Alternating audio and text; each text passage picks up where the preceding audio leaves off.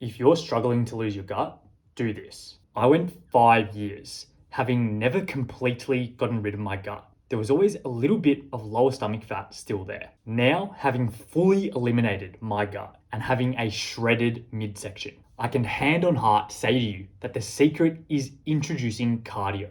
So first, the reason cardio works is because it allows you to eat more food when your calorie expenditure naturally drops. So when you start cutting, meaning your calorie intake is lower than your calorie expenditure, and you begin to lose fat, your basal metabolic rate, or the amount of calories that you burn every day at rest, will naturally drop. So when you were at 20% body fat, your basal metabolic rate might have been 2,500 calories. When you're at 15% body fat though, it might have dropped to say 2,000 calories. So at 15% body fat, it is relatively harder to continue cutting because your calorie expenditure is lower. So to stay in a deficit, you have to reduce your calorie intake. And that's when you get to that point of having to starve yourself, having to severely limit the amount of food that you're eating every day. And that results in you just being hungry all the time, feeling low energy, feeling tired. And that sucks and makes you miserable. So focusing only on reducing your calorie intake to lose your gut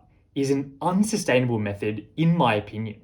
So instead, when you do cardio and increase your total calorie expenditure, it means you can eat an amount of food that is satiating, that will give you energy, and that will fuel your performance whilst you're still in a deficit. So going back to the example of when you're at 15% body fat and when your basal metabolic rate is 2,000 calories, if you do a 45-minute cardio session and burn 500 calories from that, to be in a deficit, you can eat less than 2,500 calories now, which gives you that leeway in terms of being in a deficit, but also allows you to eat more food. The way I see it is if you're not doing cardio and you have to eat less than 2,000 calories to be in a deficit, and let's assume you're sleeping 8 hours every night, there's 16 hours of the day that you have to remain ultra disciplined to not overeat, to not binge eat, and stay under 2,000 calories. And you're probably going to be hungry that entire 16 hours.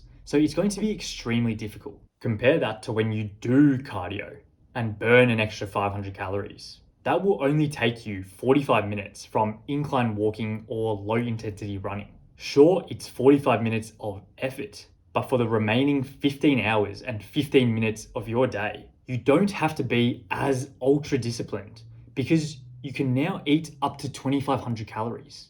You've got that leeway in calories. You don't have to be meticulous with your portion sizes of food.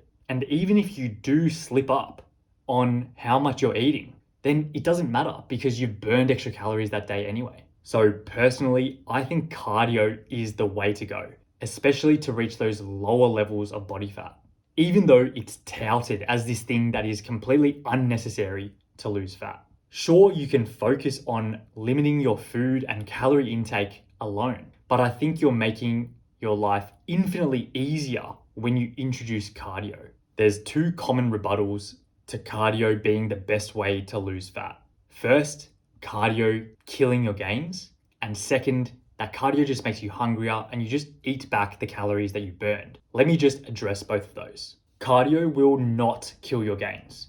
The people who say cardio will kill your gains are fat and are too lazy to have even tried doing cardio to see the results. Why would you listen to people that don't even do cardio as to whether or not cardio will kill your gains?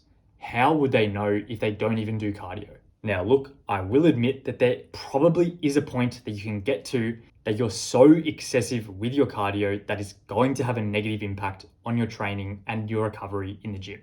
But that point of excessive cardio is so far beyond what you actually think it is. I'm currently training for a marathon and I'm running upwards of 50 to 60 kilometers every week. I recently ran a half marathon in an hour, 30 minutes, and I'm still making gains in the gym. I'm getting stronger session to session, week to week. And chances are you're probably not doing as much cardio as I'm doing.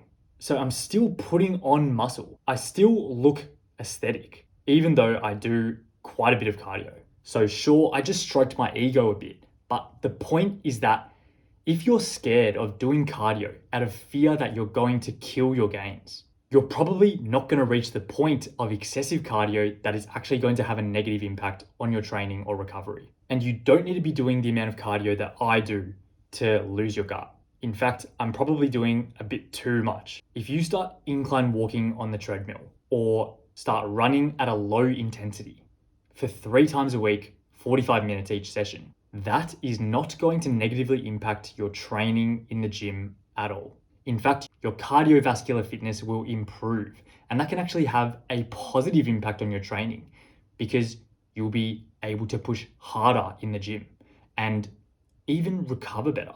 On the second rebuttal that cardio just makes you hungrier, it might make you generally more hungry, but it's not a 1-to-1 ratio in terms of the extra calories you burn and the extra calories you consume. So for example, if you burn 500 calories, that doesn't automatically mean that you're 500 calories hungrier and you'll eat back 500 calories. Especially if you're eating clean, single ingredient foods, these are going to keep you fuller for longer. And the hunger effects that you get from doing more cardio will not mean that you just eat back the calories you burned. Don't be stupid with it. Don't have an almond croissant every time you go for a run. It's also more of the higher intensity cardio that will make you hungrier.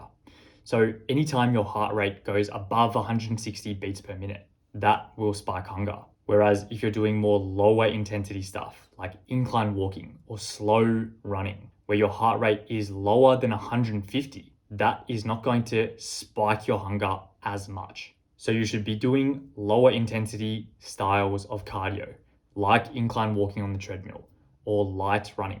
Anything where your heart rate is in that 120 to 150 beats per minute range. So if you learned anything from this video, please consider subscribing. We're getting to 20K subs soon, and I'll see you in the next one.